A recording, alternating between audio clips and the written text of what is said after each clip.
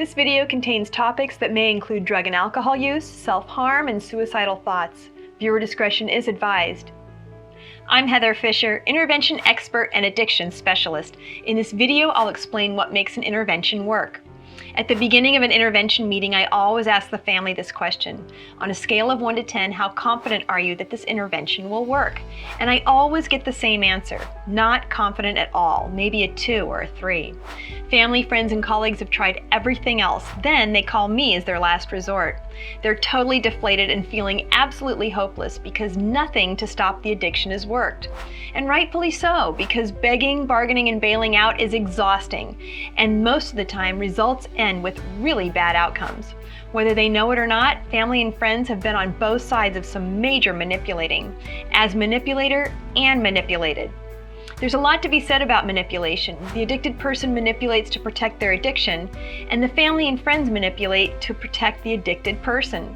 You can find more information about managing manipulation on my website at heatherfisher.com and in my video with the same title, Managing Manipulation.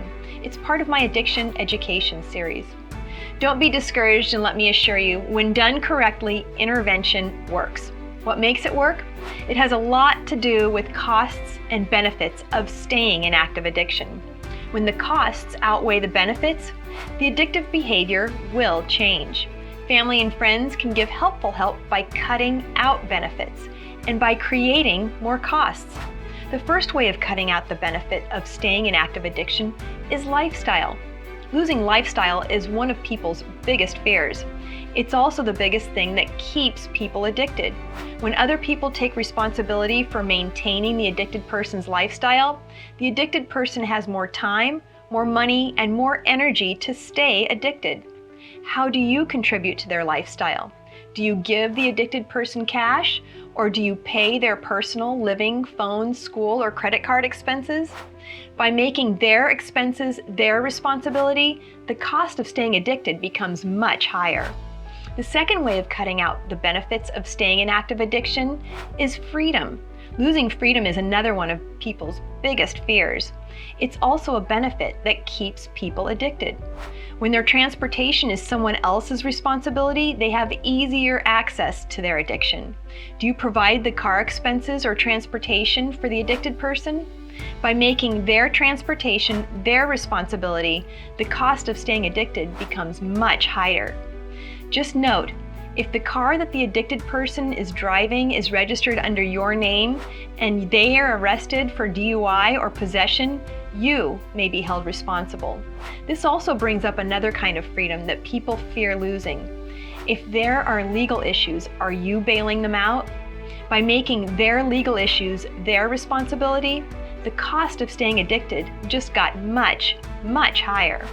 These are just 3 ways to cut benefits and create costs of staying addicted. The other ways to make the cost of staying addicted higher are looking at what the addicted person values the most and what they would never want to lose. Maybe it's losing their reputation or their job. Maybe it's losing their friends. Or maybe it's losing their family or their children.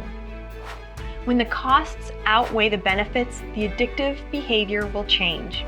I always end the intervention meeting by asking the same question again. On a scale of 1 to 10, how confident are you that this intervention will work? Now I get a different answer. Very confident. 7, 8, 9. And they're right, because intervention works.